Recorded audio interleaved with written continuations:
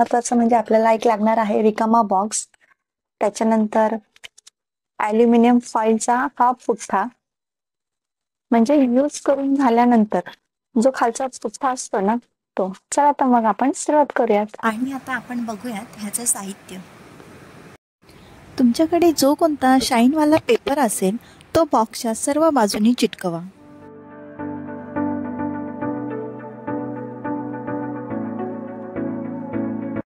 बॉक्सच्या वरच्या साईडला चारही बाजूने अशी टेप चिटकवा. तुमच्याकडे अशी टेप नसेल तर गोल्डन सेलो टेप तुम्ही चिटकवू शकता किंवा गोल्डन पेपरही.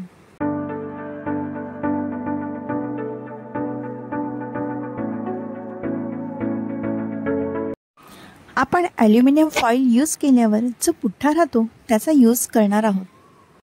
येथे पुठ्ठा जाड असतो तर असाच कटर तुम्हाला यूज करायचा आहे. नॉर्मल कटर कैचीने कट होत नाही.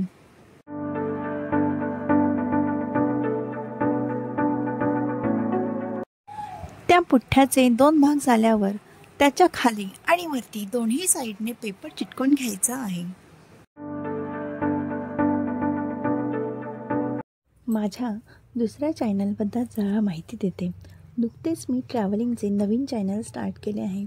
माझी पहिली व्हिडिओ भंडारदराला खूप छान प्रतिसाद मिळाला आहे. त्या चॅनलची लिंक मी डिस्क्रिप्शनमध्ये देते, तेही नक्की बघा. मग ह्या रोलला सर्व बाजूनी पेपर चिटकवून घ्या. आता आपल्या दोन्ही रोलला पेपर लावून झालेले आहेत. ह्या 2 रोलला जरा अजून डेकोरेट करूयात, म्हणजेच दिसायलाही छान दिसेल.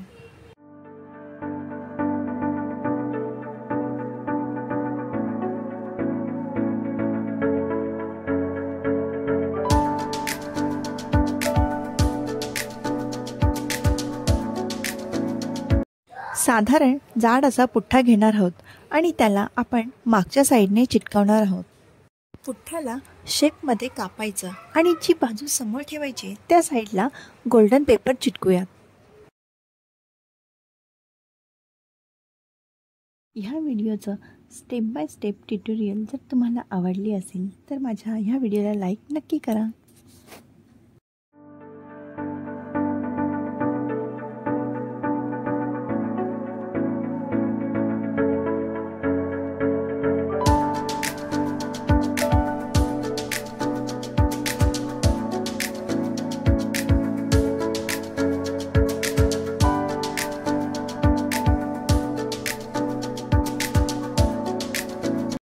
तयार झालेला बॅकड्रॉप आपण बॉक्सच्या एका साईडला चिटकवायचा आणि त्याला सपोर्ट म्हणून पेपर टेप चिटकून घ्या.